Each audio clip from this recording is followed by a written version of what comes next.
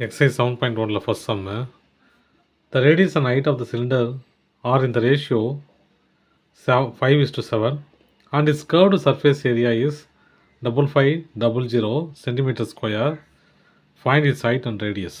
என்ன சொல்கிறாங்கன்னா ஒரு சிலிண்டர் இருக்குது, அதோட கர்வ்டு இந்த பாட்டம் ஹைட்லாம் விட்டுருங்க, பாட்டம் டாப்லாம் விட்டுருங்க. அந்த கர்வ்டு சர்ஃபேஸ் ஏரியா மட்டும் எவ்வளோ கொடுத்துருக்காங்க? 5500 சென்டிமீட்டர் ஸ்கொயரில் கொடுத்துருக்காங்க. அப்புறம் என்ன கொடுத்துருக்காங்க? ஹைட்டை கண்டுபிடிக்கணும், அப்புறம் ரேடியஸை கண்டுபிடிக்கணும். இந்த ரெண்டையும் கண்டுபிடிக்க சொல்கிறாங்க. அவங்க ஹிண்ட்டும் கொடுத்துட்டாங்க. என்ன? இந்த ஹைட்டும் ரேடியஸும் என்ன ரேஷியோவில் இருக்குது? R/H = 5/7ங்கிற ரேஷியோவில் இருக்குது. ஓகேவா? இதை வச்சு நம்ம அதை கண்டுபிடிக்கணும். இப்போது நம்ம கர்வ்டு சர்ஃபேஸ் ஏரியா தெரியும் இல்லையா? CSA ஆஃப் சிலிண்டர் என்ன ஃபார்முலா? 2πRH இல்லையா? இப்போ ஆரும் இருக்குது, ஹெச்சும் இருக்குது. ஆனால் இங்கே பாருங்கள், RH ரேஷியோவில் இருக்குது இல்லையா? அப்போ நான் எதனா ஒன்றை கொண்டு வரணும். ஒன்று லெஃப்ட் ஹேண்ட் சைடில் வச்சுன்னு ஒன்று ரைட் ஹேண்ட் சைடில் கொண்டு போயிடணும். அப்போ நான் என்ன பண்ணுவேன்? ஹெச்சை மட்டும் நான் அந்த பக்கம் கொண்டு போயிடுறேன். ஏன் அப்படின்னா ஆறு வச்சுக்கிட்டு ஹெச்சையும் கண்டுபிடிக்கலாம். ஆனால் அது கொஞ்சம் ரொம்ப எலாபரேட்டாக போகும். அதனால் புக்கில் இருக்கிற மாதிரி ரொம்ப சிம்பிளாக கேன்சல் பண்ணுற மாதிரி நம்ம ஹெச்சை வச்சுக்கலாம். ஹெச்சை நான் இந்த பக்கம் கொண்டு போகிறேன். கொண்டு போனால் H = ஏற்கனவே இங்கே 5 இருக்குது இல்லையா? 5H. அப்புறம் இந்த 7 அந்த பக்கம் போய்ட்டோம் இல்லையா? R7. எனக்கு தேவை H மட்டும்தானே இல்லையா? H = R7/5. H = R7/5. இப்போ ஏரியா கொடுத்துட்டாங்க. CSA ஆஃப் சிலிண்டர் என்னது?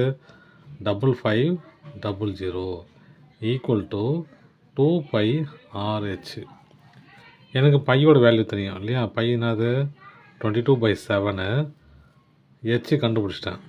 H R7/5. 6 6ஆக தான் இருக்குது, எந்த மாற்றமும் இல்லை. இப்போ நான் அப்படியே இம்ப்ளிமெண்ட் பண்ணுறேன். 5500 = 2 × 22/7 × R × அப்புறம் இங்கே ஒரு H பதில் 7R/5. இந்த 7 கேன்சல் ஆகிடும். இதுக்காக தான் H கண்டுபிடிச்சேன். எல்லாம் ஆரை கண்டுபிடிச்சி நம்ம அதை சப்ஸ்டியூட் பண்ணிக்கலாம். அது ஃப்ராக்ஷனில் போகுது, அதனால் H கண்டுபிடிச்சி தான் ஈஸியாக முடியுது, கேன்சல் ஆகிடுது. அதனால தான் இந்த மாதிரி பண்ணேன் நான். இது முடிஞ்சிச்சு இல்லையா? அப்போ பேலன்ஸ் என்ன இருக்குது பாருங்கள். 5500 = இதுனாது 44/5. இங்கே ஒரு R இருக்குது, இங்கே ஒரு R, இங்கே ஒரு R. அப்போ R². இப்போ நம்ம இந்த 5 மேலே கொண்டு வரலாம், இது இந்த பக்கம் கொண்டு வரலாம். ஏன்னா R² தான், நம்ம R தான் கண்டுபிடிக்கணும் இல்லையா?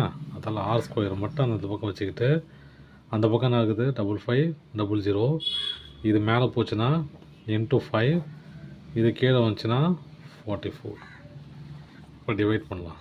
முதல்ல இதை 5 × 5 பண்ண தேவையில்ல. முதல்ல இதை டிவைட் பண்ணிட்டு அதுக்கப்புறம் மல்டிப்ளை பண்ணலாம்.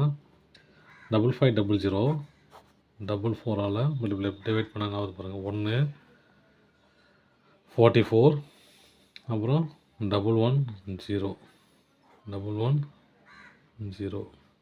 00 வச்சுக்கலாமா? வச்சு ஆனால் அப்போது இது பண்ணால் எவ்வளோ வரும்? 2 40 சார் 88. அப்போ மீதி எவ்வளோ? 22. இன்னொரு 0 இறக்கலாம். இறக்கிட்டா அப்போது 544 சார் 220 0 வச்சுங்களா? அப்போ R² = 125 × 5. இது ரெண்டு டிவைட் பண்ணி தான் இந்த ஆன்சர் வந்துச்சு இல்லையா? R² = 625. R =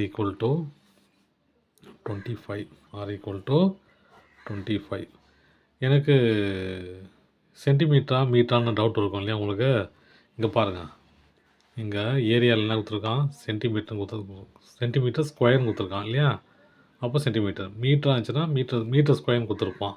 அப்போ மீட்டர்னு எழுதணும். சென்டிமீட்டர் ஸ்கொயர்னு கொடுத்ததால R = 25 சென்டிமீட்டர். H கண்டுபிடிக்கணும் இல்லையா? Hக்கு நம்ம ஃபஸ்ட்டு ஒரு ஈக்குவேஷன் கண்டுபிடிச்சோம். என்னது? H R7 7R/5. H 7R/5. அப்படியே இந்த ஆறு தூக்கி இதில் போட்டு பாருங்கள், என்ன வருது பாருங்கள். h equal to 7 × 5 divided by 7 × 25 7 × 25 divided by 5 cancel ஆச்சுன்னா 5.